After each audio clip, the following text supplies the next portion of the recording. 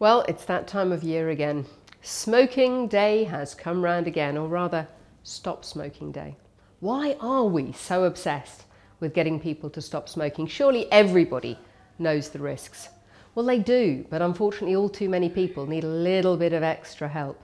At least 2 out of 3 people who smoke really wish they could stop. And unfortunately, all too often, people have tried to stop, not once, but twice, 3, 4 times, and they worry that if they failed once or twice, they'll never manage to quit and stay quit.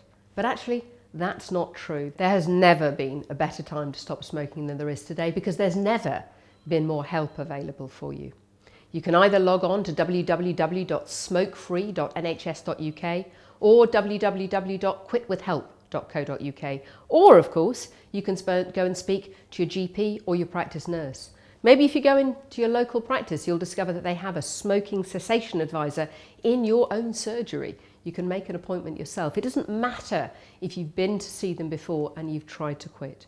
Why are we as healthcare professionals so determined to help you? Well, firstly, because we know what a struggle it is. We know that smoking is incredibly addictive. Frankly, in terms of addiction, it's probably right up there along with really hard drugs like heroin.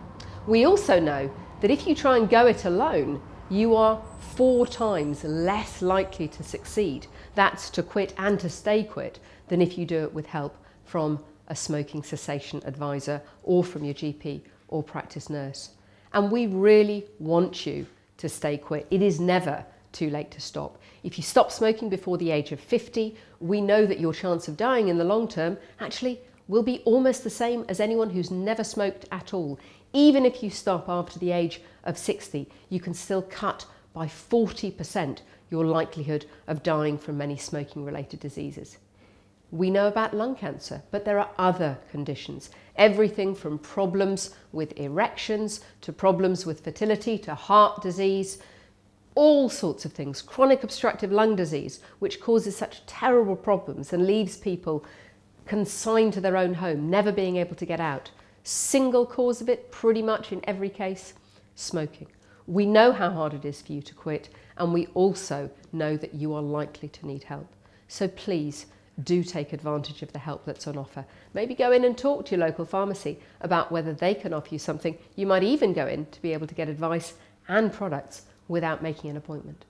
There are many kinds of treatment, tablets and counselling. Together, they hugely increase your chances of being a non-smoker.